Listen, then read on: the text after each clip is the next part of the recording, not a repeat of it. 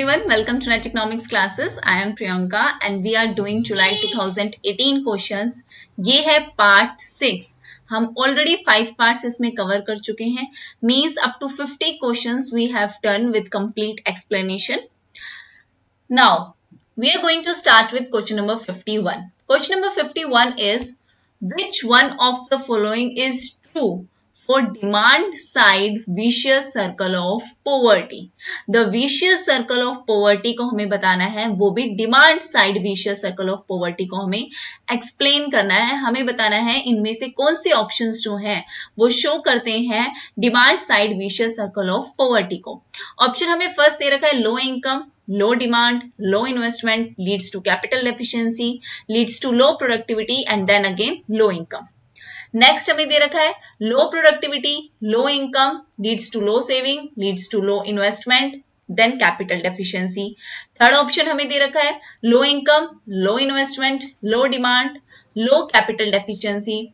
और फोर्थ हमें दे रखा है low demand leads to low saving, leads to low productivity, leads to low investment and then capital deficiency. But if we talk about demand side vicious circle of poverty, then we can say that सबसे पहले होती है हमारी low level of income. हमारी income हमारी कम हुई, हमारे पास income नहीं है. इनकम नहीं है तो हम क्या नहीं कर सकते, हम सेविंग नहीं कर सकते, मतलब हमारी लो सेविंग रहेगी. अगर हमारी लो सेविंग है तो हमारी low saving leads to low demand leads to low investment leads to capital deficiency which leads to low productivity and then again low level of income. समझते हैं हम इस सर्कल को. सबसे पहले आई हमारी लो इनकम, हमारे पास इनकम नहीं है. हमारे पास इनकम नहीं है तो हम क्या नहीं कर सकते, डिमांड नहीं कर सकते. लो लेवल ऑफ डिमांड हो जाएगी हमारी. हमने डिमांड नहीं की, हमने इन्वेस्टमेंट भी नहीं की है. लो इन्वेस्टमेंट रहेगी हमारी इन्वेस्टमेंट कम है तो कैपिटल की डेफिशिएंसी आएगी इकोनॉमी में. कैपिटल कहां से आएगा, जब लोग इन्वेस्ट ही नहीं कर रहे तो आपके बिजनेस में कैपिटल आएगा कैसे. कैपिटल की डेफिशिएंसी हुई, कैपिटल नहीं हुई तो कैपिटल की कमी से क्या होगी, हमारी प्रोडक्टिविटी कम होगी, जिसे हम क्या कहेंगे लो लेवल ऑफ प्रोडक्टिविटी या लो प्रोडक्टिविटी भी हम इसे कह सकते हैं. प्रोडक्शन कम हुई देन अगेन क्या होगी, हमारी इनकम कम होगी, क्योंकि प्रोडक्शन नहीं होगी तो एम्प्लॉयमेंट कहां से लोगों को देंगे, एम्प्लॉयमेंट नहीं देंगे तो उनकी इनकम कैसे जनरेट होगी, इनकम जनरेट नहीं होगी तो वो आगे डिमांड कैसे करेंगे, फिर आगे उसे सेविंग और इन्वेस्ट कैसे करेंगे. So this is the vicious circle of poverty from the demand side we are saying. तो अगर हम अपने क्वेश्चन में चलें तो क्वेश्चन हमारा अकॉर्डिंग टू द क्वेश्चन हमारा पहला ऑप्शन जो है बिल्कुल सही होता है कि हमारी इनकम कम है, हम डिमांड कम कर रहे हैं. डिमांड कम होने के कारण हम आगे फर्दर हमारी इन्वेस्टमेंट भी कम है, इन्वेस्टमेंट कम है तो कैपिटल की डेफिशिएंसी आ रही है इकोनॉमी में, कैपिटल की डेफिशिएंसी आ रही है तो प्रोडक्टिविटी नहीं हो रही है और देन हमारी इनकम कम हो रही है. सो ऑप्शन ए जो है वो बिल्कुल करेक्ट होगा. Now moving to the next question हमारा ग्रोथ मॉडल पे डिपेंड है. ग्रोथ मॉडल हमारा हैरोल्ड डोमर ग्रोथ मॉडल पे ये जो क्वेश्चन है वो डिपेंड है. आपको इस नाम से लगता होगा कई बार कि इन दोनों ने जो है वो मिलके ये ग्रोथ मॉडल दिया होगा, लेकिन ऐसी बात बिल्कुल भी नहीं है. हैरोल्ड ने अपना अलग मॉडल ऑफ ग्रोथ दिया था, डोमर ने अपना अलग मॉडल ऑफ ग्रोथ दिया था और दोनों का जो पाथ था वो यूनिक था, रास्ता सेम था, कंक्लूजन सेम था. दोनों को इकोनॉमिक स्टेबिलिटी चाहिए थी कि अगर फुल एम्प्लॉयमेंट अचीव नहीं कर रहे हैं तो इकोनॉमी डिसेबल हो जाएगी, डिसेबिलिटी आ जाएगी, इकोनॉमी में स्टेबिलिटी नहीं रहेगी. ठीक है, इसलिए इसको हम कई बार Harrod Domar growth of model के नाम से भी जानते हैं. ये जो क्वेश्चन है वो क्या है हमारा, विच of the following is the cause of disequilibrium between warranted rate of growth and actual rate of growth in the Harold model. Harold model में एक्चुअल ग्रोथ रेट की बात हुई है, वारंटेड ग्रोथ रेट की बात हुई है और नेचुरल ग्रोथ रेट की बात हुई है. 3 ग्रोथ रेट की बात हुई है हैरोल्ड मॉडल में। ठीक है, हम जितने भी मॉडल हैं ग्रोथ के वो काफी अच्छे से एक्सप्लेन करके समझेंगे, लेकिन धीरे धीरे पहले हम ये जुलाई 2018 के जो क्वेश्चंस कर रहे हैं वो कंप्लीट हो जाए, उसके बाद हम ग्रोथ मॉडल भी समझेंगे। क्वेश्चन के अकॉर्डिंग हमें पता होना चाहिए कि जो डिफरेंस आ रहा है वारंटेड में और एक्चुअल में वो किसके कारण आ रहा है। ऑप्शंस हमारे पास गिवन है, discrepancy between x anti investment and x post investment.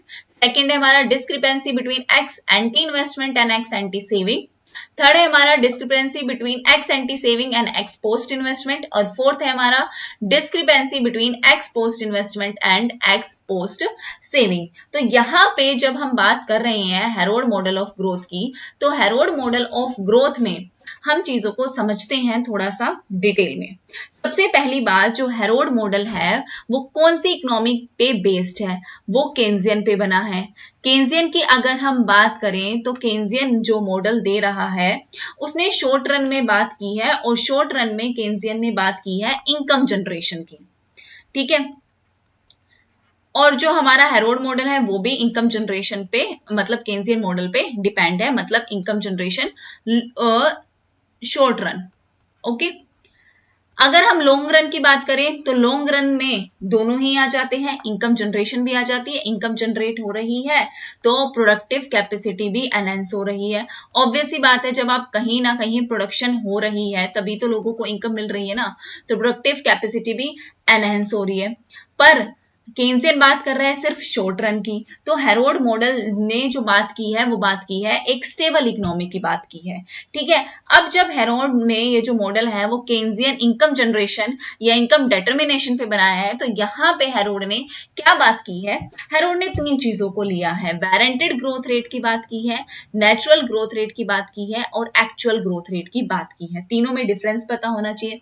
सबसे पहले अगर हम वारंटेड ग्रोथ रेट की बात करें तो वारंटेड ग्रोथ रेट मतलब क्या होता है, the growth rate at which all savings, जितनी भी हमारी सेविंग्स हैं वो किस में हो जाएंगी, इन्वेस्टमेंट में चेंज हो जाएंगी।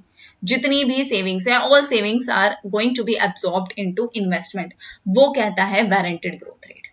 ठीक है, एक्चुअल ग्रोथ रेट की अगर हम बात करें तो एक्चुअल ग्रोथ रेट में उन्होंने बोला है कि कंट्री की जीडीपी में हर साल कितना रेट इंक्रीज हो रहा है, एक्चुअली कितनी ग्रोथ हो रही है वो।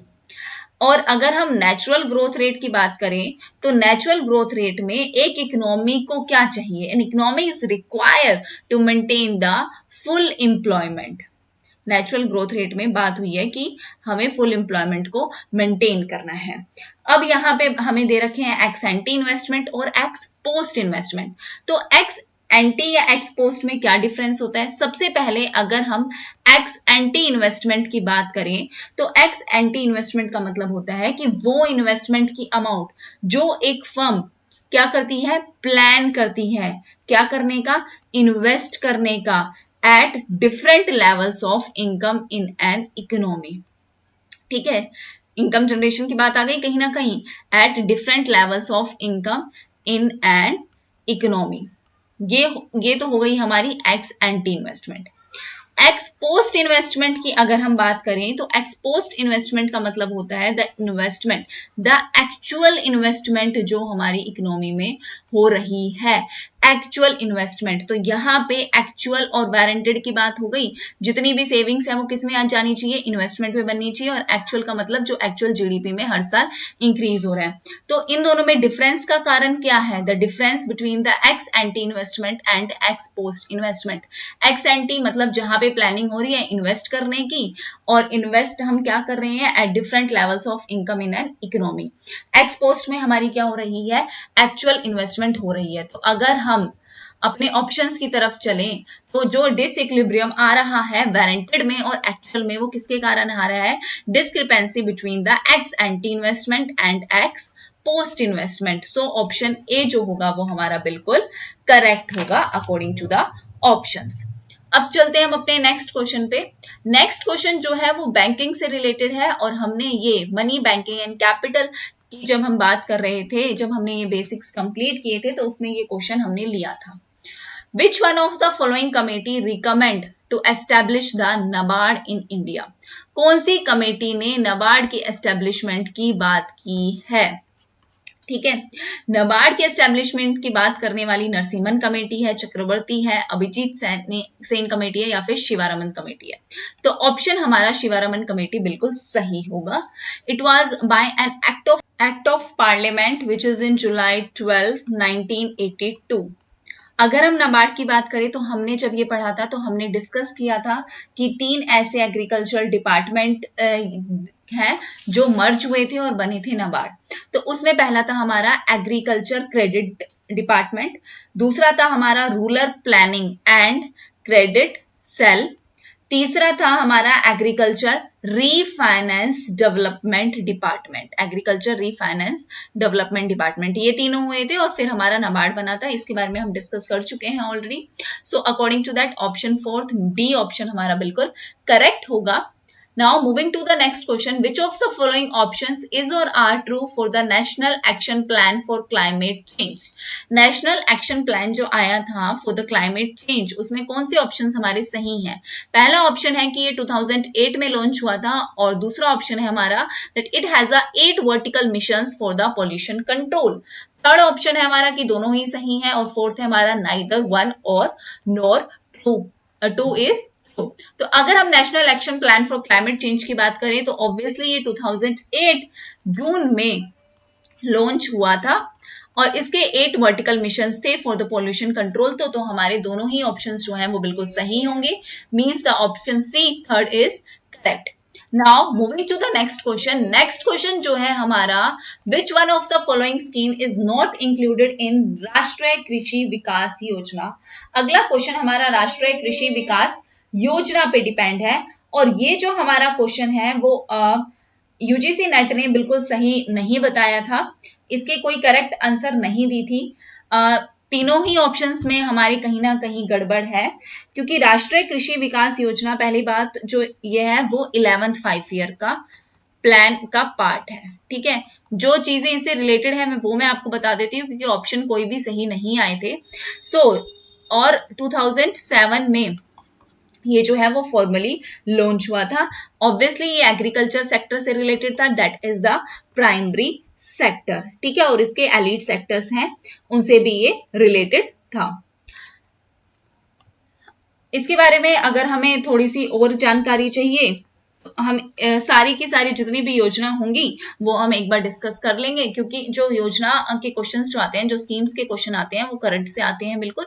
उसके बारे में मैं डिटेल एक वीडियो बना ही दूंगी जिसमें सारी स्कीम्स करंट से रिलेटेड हैं वो इंक्लूड रहेंगी। ठीक है, now moving to the next question, which of the following is portray in the population pyramid of a country। जब एक कंट्री का पॉपुलेशन पिरामिड बनता है तो कौन सी चीज यहाँ पे जो है वो पोर्ट्रे की जाती है? Rural urban distribution of population, young old distribution of population, age and sex distribution of population या फिर जेंडर डिस्ट्रीब्यूशन ऑफ पॉपुलेशन। तो अगर हम यहाँ पे पिरामिड की बात करें so this pyramid is also known as age gender pyramid. इसका नाम ही दूसरा एज जेंडर पिरामिड है। तो आप ऑप्शंस में देख सकते हो कि एज जेंडर से रिलेटेड कौन सा है। So option C age and sex distribution of population represent this pyramid. Now moving to the next question, in the long period, which one of the following curve would aptly represent the time path of the population for a developing economy? एक developing economy की अगर हम बात करें तो कौन सा curve जो है वो रिप्रेजेंट करता है टाइम पाथ पॉपुलेशन का? Exponential curve, logistic curve, Lawrence curve या हाइपरबोलिक कर्व? तो अगर हम बात करें लॉजिस्टिक कर्व और एक्सपोनेंशियल ग्रोथ कर्व में डिफरेंस है। इस डिफरेंस का हमें पता होना बहुत जरूरी है क्योंकि कई बार जो है हम इसे एक जैसा ही समझ लेते हैं लेकिन इसमें डिफरेंस है। तो सबसे पहले अगर हम लॉजिस्टिक कर्व की बात करें so it is in the shape of S, ये एस कर्व की शेप में आता है। और एक्सपोनेंशियल कर्व की बात करें तो ये हमारा एक्सपोनेंशियल कर्व होता है। ठीक है, यहां जो है ये जो डिफरेंस है ये पूरा गैप, ये गैप जो है वो शो करता है कैरिंग कैपेसिटी, पॉपुलेशन की कैरिंग कैपेसिटी को शो करता है। ठीक है, ये जो हमारा पॉइंट है ये पॉइंट हमारा शो करता है ग्रोथ रेट, जो इस ग्रोथ रेट से हमारी इंक्रीज हो रही है या फिर हम इनिशियल वैल्यू भी बोल सकते हैं, बिल्कुल स्टार्टिंग के पॉइंट को इनिशियल वैल्यू ऑफ पॉपुलेशन भी बोल सकते हैं। इस पॉइंट को जो हम बोलते हैं वो बोलते हैं पॉइंट ऑफ मैक्सिमम ग्रोथ। ठीक है। और यहां जो है हमारी ग्रोथ रेट जो है वो डिक्रीज करती है। इस साइड हम लेते हैं एक्स एक्सिस पे टाइम और वाई एक्सिस पे हम लेते हैं पॉपुलेशन साइज या नंबर ऑफ इंडिविजुअल्स दोनों में। अगर हम यहाँ पे बात करें, लॉजिस्टिक कर्व जो है वो क्या रिप्रेजेंट करता है, per capita growth gets a very smaller as population approach its maximum size। जैसे ही वो मैक्सिमम की तरफ जाती रहेगी वो डिक्रीज हो जाएगी। लेकिन एक्सपोनेंशियल कर्व की अगर हम बात करें, so this shows a per capita growth rate does not change even if population gets very large। चाहे वो लार्ज होती जाए वो चेंज नहीं होगी। यहाँ पे आपने देखा होगा लॉजिस्टिक कर्व में कि वो डिक्रीजिंग की तरफ चली जाती है, बट एक्सपोनेंशियल में उसको कोई फर्क नहीं पड़ रहा है। सो लॉन्ग पीरियड की अगर हम बात करें तो टाइम पाथ जो है वो करेक्टली कौन शो करता है, लॉजिस्टिक कर्व शो करता है लॉन्ग पीरियड में कि वो चेंज होगा when it's approach to its maximum size. Now moving to the next question, identify the correct statement about the relationship between total fertility rate and gross reproduction rate। ये जो है question हम पहले भी प्रीवियस ईयर में कर चुके हैं। अगर आप स्टार्टिंग से जुड़े हैं तो आपको बिल्कुल पता होगा ये बात। टोटल फर्टिलिटी रेट का मतलब होता है टोटल नंबर ऑफ चिल्ड्रन जो कि एक वुमेन जो है अपनी चाइल्ड बियरिंग एज में बोर्न करती है। ग्रोस फर्टिलिटी रेट की अगर हम बात करें तो ग्रोस फर्टिलिटी रेट होता है average number of daughters, average number of daughters female child that would be born to a women during her life. अपनी लाइफ में जब जितने भी वो डॉटर्स बोर्न कर रही है वो सब, तो अगर हम इसके रिलेशनशिप को देखें तो क्या ये इक्वल होगा, नहीं। टोटल फर्टिलिटी रेट हमेशा ज्यादा ही होगा किससे, ग्रोस रिप्रोडक्शन रेट से। टोटल फर्टिलिटी रेट में तो हम टोटल नंबर ऑफ चिल्ड्रन की बात कर रहे हैं, ग्रोस फर्टिलिटी रेट में हम डॉटर्स की बात कर रहे हैं। So according to that option C जो है वो हमारा बिल्कुल करेक्ट होगा। Now moving to the next question, which of the following is referred to as hedonic price? Gross fertility rate और उसके मैंने रेट भी कई बार आपको बता चुके हैं, तो एक बार आप वीडियोस को थोड़ा सा ध्यान से सुना करिए। Now, which of the following is often referred to as hedonic price method for valuing environmental assets? Environment assets को मेजर करने के लिए हम hedonic price method का यूज करते हैं। ऑप्शंस हैं हमारे पास। पहला, इसका मतलब होता है using the linkage between the variation in the house price and the geographical proximity to an environmental asset. दूसरा है हमारा कि ये एग्जिस्टिंग वैल्यू को यूज करता है एनवायरमेंटल एसेट को एस्टिमेट करने के लिए, ये ट्रेवल कॉस्ट को एस्टिमेट करता है एनवायरमेंटल एसेट्स को वैल्यू करने के लिए, या फिर ये विलिंगनेस टू पे को मेजर करता है to value an environmental asset. तो अगर हम यहाँ पे बात करें कि जब हम डिटरमाइन करते हैं the extent of the environment, या फिर हम इकोसिस्टम भी बोल सकते हैं, एक ही बात है, तो these include the factors which affect the price of a good usually at home. तो यहां पे जो है हम डिफरेंस ले रहे हैं होम प्राइस में एंड ज्योग्राफिकल प्रॉक्सिमिटी में। यहां पे हम लिंकेज देख रहे हैं इनके बीच में क्या वेरिएशन आ रहा है। सो ऑप्शन ए जो है वो हमारा बिल्कुल करेक्ट होगा, means first is correct. Now moving to the last question of today's video. Which of the following is not a scheme for upliftment of women in India? Beti Bachao Beti Padhao, Sukanya Samriddhi योजना, gender budgeting या उजाला scheme. Option देख के ही आपको answer पता चल गया होगा। उजाला schemes जो था वो एलईडी लाइट्स के लिए था, और ये सारी ही जो ऑप्शंस हैं वो वुमेन्स के अपलिफ्टमेंट के लिए हैं। तो ऑप्शन डी जो है वो हमारा इनकरेक्ट होगा। आज के हमारे 10 क्वेश्चंस जो हैं वो कंप्लीट होते हैं यहाँ पे। So thank you very much everyone. If you find it's helpful तो लाइक शेयर सब्सक्राइब करना मत भूलना। Take care everyone, keep smiling, keep learning, bye bye.